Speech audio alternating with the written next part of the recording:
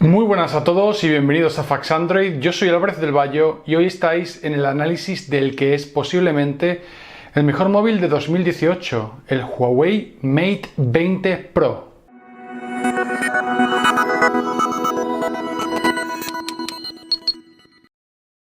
Huawei ha dado un salto de calidad a primeros de año con el Huawei P20 Pro y a finales de 2018 lo repite. Analizamos el Huawei Mate 20 Pro. Hemos podido asistir a la presentación de este terminal en Londres y la verdad es que es todo lo que nos esperábamos y más. ¿Es un móvil perfecto? No, incluso tiene alguna decisión de diseño algo mejorable, pero en líneas generales nos ha gustado mucho. Estamos ante un smartphone caro, 1.049 euros, pero a la hora de la verdad tenemos que decir que Huawei al menos está justificando ese precio. Vamos a empezar el análisis por el diseño. Es uno de los terminales más bonitos y más cómodos que hemos analizado. Sí, recuerda mucho a algunos Samsung, recuerda incluso al Google Pixel 2 XL cuando ocultamos su gran notch, pero tiene una esencia también propia, sobre todo en la parte trasera. El frontal está protagonizado por una pantalla de 6,4 pulgadas, resolución QHD+. Tenemos un gran notch que esconde bastante tecnología y una parte inferior o barbilla muy pequeñita, muy contenida. No llega a ser igual que los lados laterales o el superior. Aquí hay asimetría para aquellos a los que le importe esto, pero es muy pequeño. En el lateral izquierdo no tenemos nada, solo el marco metálico cromado, en este caso con el color Twilight. En el canto derecho tenemos los dos botones de volumen bien posicionados con una buena textura y el botón de encendido en un llamativo color rojo que le sienta muy bien. En la parte superior el sensor de infrarrojos, cosa que agradecemos a Huawei, y un micrófono. Y en la parte inferior, ojo, porque solo tenemos la bandeja Dual SIM o SIM y tarjeta de memoria, aunque no micro SD, lo comentaremos luego, y el conector USB tipo C para carga y datos. Otro micrófono y ¿dónde está el altavoz? Bueno, pues el altavoz lo hablaremos en el apartado de sonido, pero está debajo o dentro del USB tipo C. En la parte trasera tenemos un llamativo color en gradiente, un Twilight más oscuro que el de Huawei P20 Pro, pero también elegante. Va de un azul eléctrico a un negro, pasando por un morado o violeta. Es un terminal bastante característico, incluso cuando lo hemos llevado por la calle la gente nos ha preguntado por él diciendo, vaya, ¿ya tenéis el Huawei Mate 20 Pro? Y sabían cuál era. 4 cámaras en forma de matriz, como lo ha llamado Huawei, apoyadas por Leica, pero con novedades que luego comentaremos. Tenemos 3 sensores en forma de L y tenemos el flash LED en la otra esquina. Es un terminal muy cómodo en la mano, es un terminal muy grande. ¿Se puede llevar en el bolsillo? Sí, nosotros lo llevamos siempre en el bolsillo delantero izquierdo, pero se nota. Ya se notaba en el Huawei P20 Pro y aquí eso es incluso más pronunciado. No es este un móvil para aquellos que quieren terminales de tamaño contenido, fáciles de controlar a una mano. No es incómodo, pero obviamente es un Mate, tiene una pantalla grande y es algo que ya sabíamos. Como veis, la pantalla está curvada y ojo, decimos pantalla porque no es solo el cristal. El panel OLED que incorpora este terminal está curvado de forma bastante pronunciada en la parte delantera y la parte trasera, que también es de cristal, también se curva, haciendo que sea muy cómodo el agarrarlo a una mano. No da la sensación de que se vaya a resbalar o de que se vaya a caer, pero eso sí, si lo ponemos en una superficie lisa tendremos que tener muchísimo cuidado para que no salga resbalado. Vendrá con una funda en la caja de venta, por lo tanto no tenemos que tener el miedo a que una vez lo compremos tengamos que encargar una funda. Personalmente yo tendré varias fundas como tuve en el P20 Pro e iré cambiándolas, pero por lo menos una no es mala idea el tenerlo. También tenemos que reconocer que el hecho de que sea de cristal, aunque nos gusta, es algo sucio. ¿Por qué? Porque las huellas se quedan.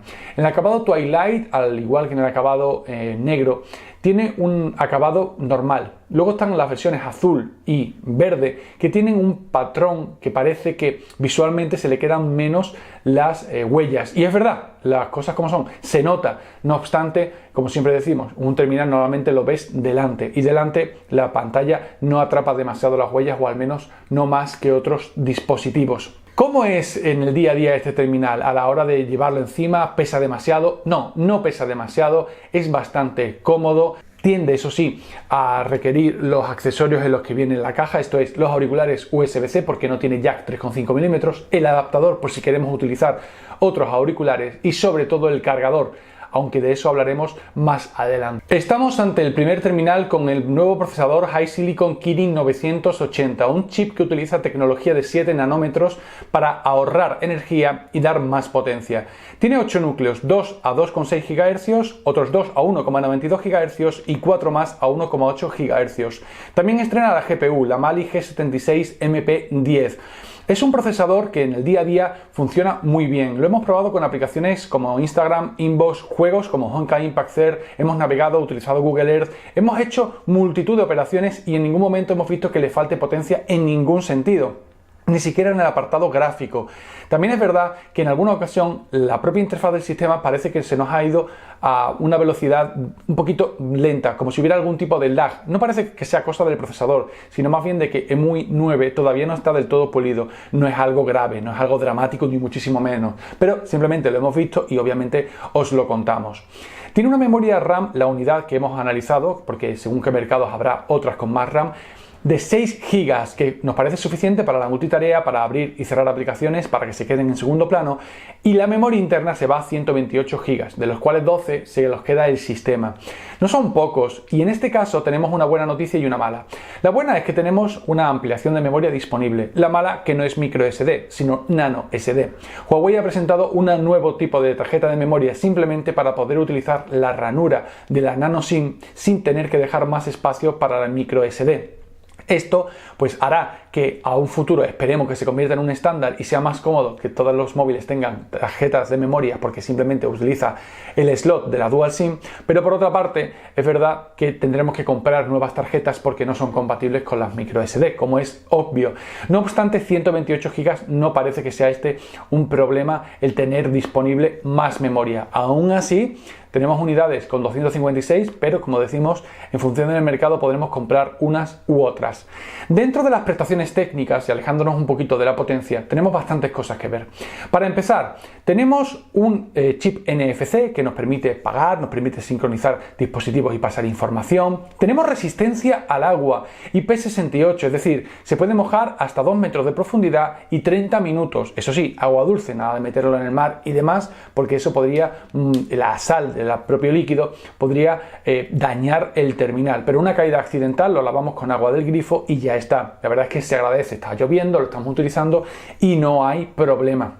Se nos derrama una Coca-Cola o una cerveza encima y tampoco pasa nada. En ese caso, como decimos, siempre es mejor lavarlo con agua del grifo, agua normal, para que no se le quede ningún tipo de impurezas, pero se agradece que en un terminal tan caro se incorporen esas cosas. Y hablando de incorporar cosas, ¿tenemos el lector de huellas? Sí. ¿Y dónde? En pantalla.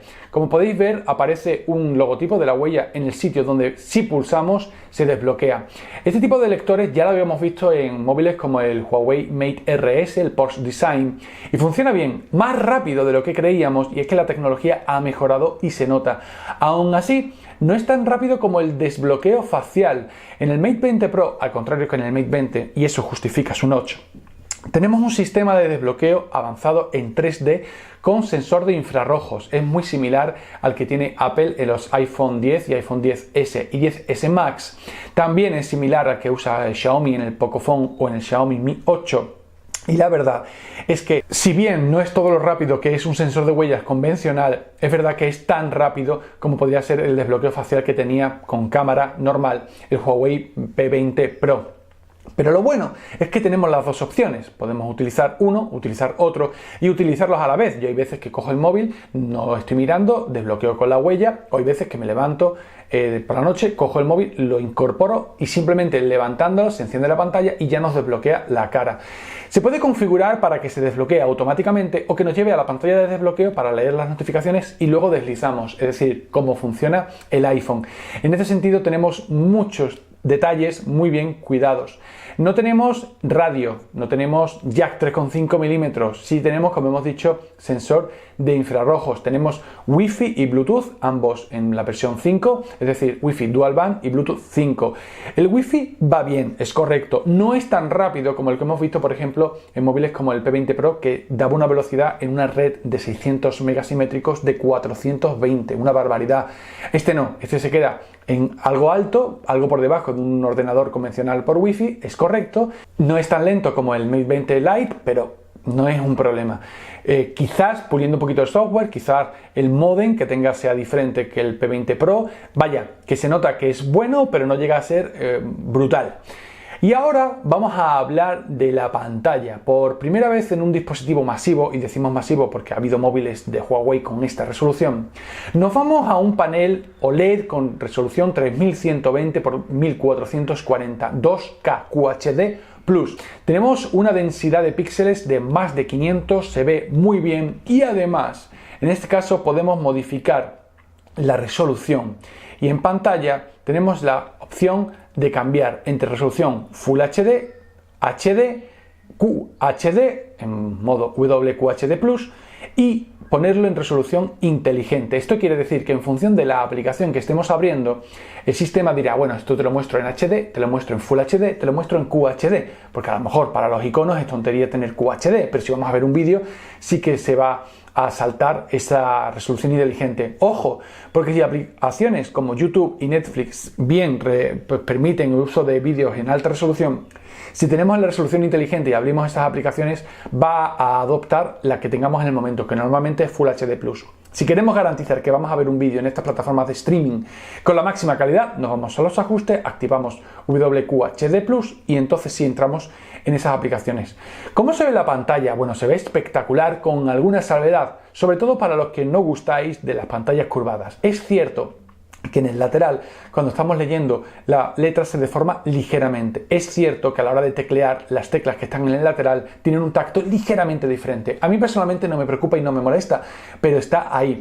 También cuando inclinamos el panel, tiene una cierta tendencia a virar al verde, pero una cosa muy menor, algo que vemos en todos los móviles, incluyendo los Samsung, incluyendo los iPhone. No es nada parecido al Google Pixel 2, pero está ahí. Eso sí, el panel es muy bueno, la verdad es que nos da una muy buena sensación y nos gusta mucho, sobre todo también porque tenemos muchas opciones de cambio de color. Podemos cambiar y poner la temperatura de color normal y vívido en la saturación, más cálido, más frío, tono natural, que hará que el propio panel se vaya adaptando a lo que estamos viendo, al ambiente, para que nos lo ponga pues más contraste, menos contraste, una temperatura de color u otra, más saturación, menos saturación. Tenemos el modo lectura por si queremos quitar los tonos azules a la hora de leer. Tenemos muchas opciones, una de las cosas buenas de tener EMUI.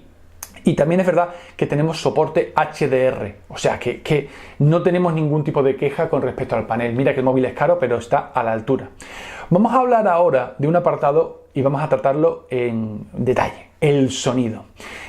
El Huawei Mate 20 Pro tiene dos altavoces, uno en el notch, que es secundario, no se escucha tan alto como el principal, y otro que lo tenemos en la parte inferior en el conector USB-C. Aquí Huawei ha presumido de poder prescindir de la rejilla y utilizar la salida con el USB.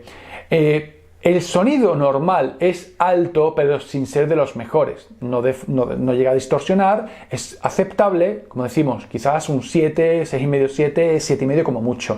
El problema es que al tener la salida principal por el conector USB-C, al ponerlo a cargar, vamos a disminuir el volumen, porque es físicamente lo lógico. Es decir, si estamos tapando la salida de volumen, pues se va a disminuir.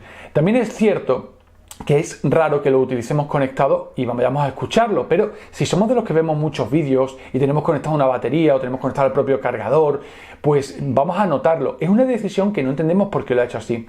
Desde nuestro punto de vista, lo más correcto hubiera sido mantener ese altavoz, incluso darle más potencia, y poner el otro en la parte frontal, pero en el canto con la parte metálica, como ha hecho, por ejemplo, Sony con el Sony Xperia XZ3 o Si no se puede, pues dejarlo en una rejilla normal. Aunque eso no hubiera evitado lo que también nos pasa ahora, que es que al cogerlo tapamos la salida de sonido. Y ojo, porque normalmente cuando tenemos la rejilla en un lateral, simplemente cogemos el móvil de una forma u otra para que al cogerlo en horizontal la rejilla quede en la parte superior y no lo tapemos. Ahora es más difícil porque al tenerlo en el cargador, en el USB-C, es más fácil que lo bloqueemos. El sonido es uno de los aspectos que menos nos ha gustado, sin ser un problema, queremos dejar eso claro, de este Mate 20 Pro.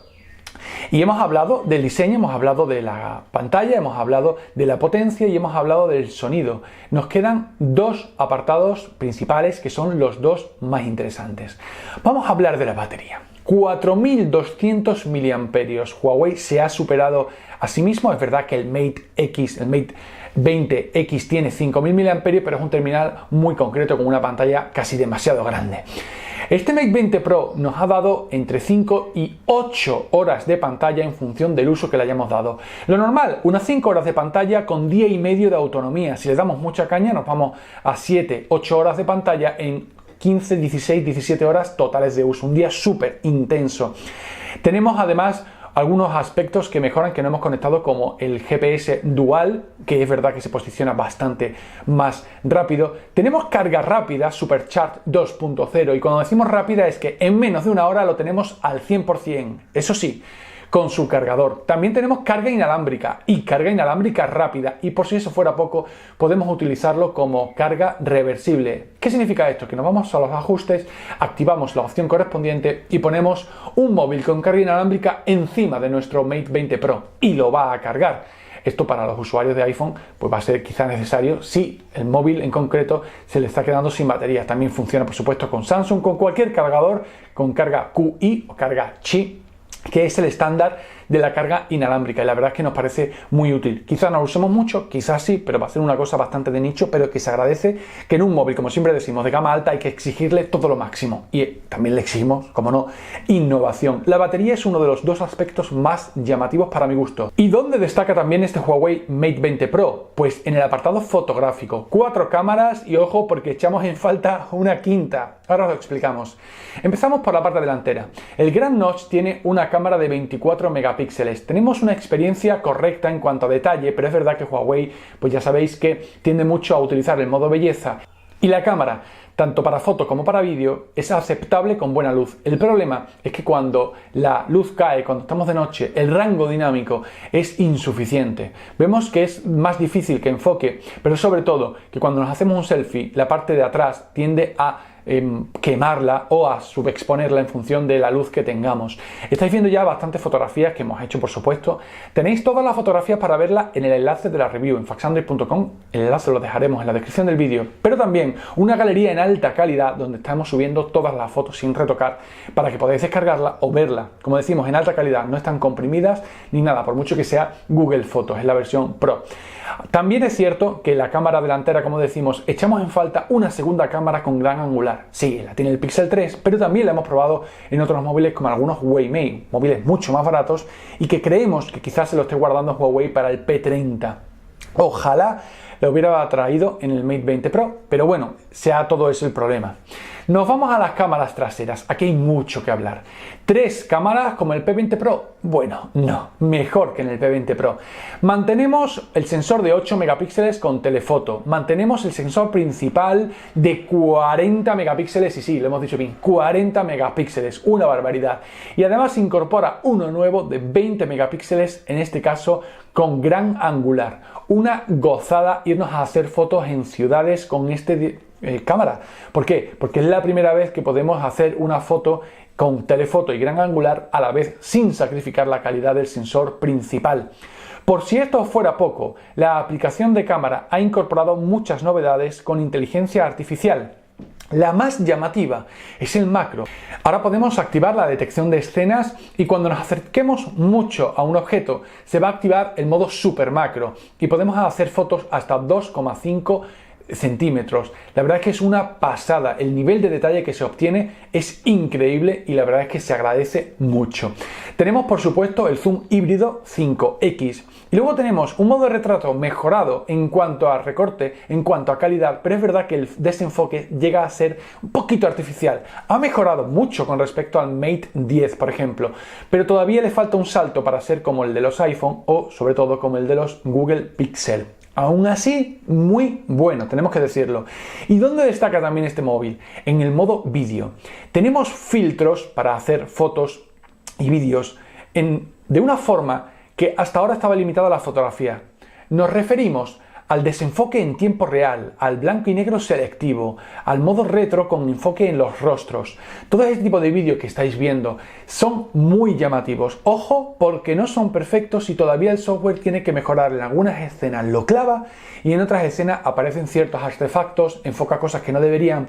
Pero vaya, que se le perdona por lo espectacular que es. También tenemos la posibilidad de hacer una detección de escenas y en el caso de que enfoquemos un objeto, pues nos va a decir que si queremos comprarlo. Y también en el caso de enfocar comida, nos dice las calorías. Lo que pasa es que no siempre funciona todo lo acertado que debiera. ¿Qué es lo que nos hubiera gustado? Que Huawei hubiera repensado desde cero su interfaz de cámara. ¿Por qué? Porque tiene muchas opciones pero llega a saturar y sobre todo porque los ajustes van cambiando en función del modo, así que tenemos que entrar en los ajustes de cada uno de los modos para ver lo que podemos hacer y lo que no podemos hacer. Un poquito lioso, la verdad. Hubiéramos preferido que los ajustes fueran todos y quizás por sección, poner generales y luego en cada una de las secciones poner el nombre y activarlo o no en función de si tenemos o no el modo activo. Pero vaya, que la cámara se comporta muy bien y la calidad es muy buena. Ahora vamos a entrar a hablar de la calidad de la cámara como tal. Estáis viendo muchísimas fotografías, encimas. Hemos hecho muchas fotos con el gran angular, luego la normal, luego el telefoto y luego el zoom híbrido 5X, incluso con el zoom 10X que llega a ser, evidentemente es un zoom digital, pero se comporta aceptablemente bien para cuando en un momento dado nos haga falta por algún motivo. La cámara es la mejor que he visto en un móvil y dejo muy claro esto, no es tanto por la calidad de las imágenes que es brutalmente buena, sino por la versatilidad. No se nos ocurre nada, salvo el selfie delantero, que ya lo hemos dejado claro, que le haga falta a este móvil. Tiene el gran angular, tiene el zoom, tiene el macro, tiene el zoom híbrido, tiene la grabación de vídeo, estabiliza muy bien, es capaz de hacer vídeo en 4K, vídeo en cámara lenta. Es cierto que aquí se echan falta más resolución, se nota mucho cuando utilizamos un móvil que es capaz de hacer vídeo a 960 frames por segundo o cuadros por segundo en HD como es este, a cuando lo hace en Full HD, aunque por el momento esos son muy pocos los que son capaces de hacerlo. Pero aquí Huawei tiene margen de mejora, muy poco. Básicamente ese y el de la cámara delantera, porque es que no se nos ocurre ya qué más podrían implementar. Y ahora cerramos este apartado, que es el que más nos ha gustado con respecto al general del teléfono y al lado del de la batería. Y nos vamos a hablar de la interfaz, y también hay mucho que hablar. EMUI 9 con Android 9 Pie. Tenemos una interfaz recargada, una interfaz con muchísimas opciones, pero que no se diferencia mucho de EMUI 8. Y aquí pues esperamos que sea el salto para EMUI 10 con Android 10 cuando veamos un cambio radical, pero para eso falta un año.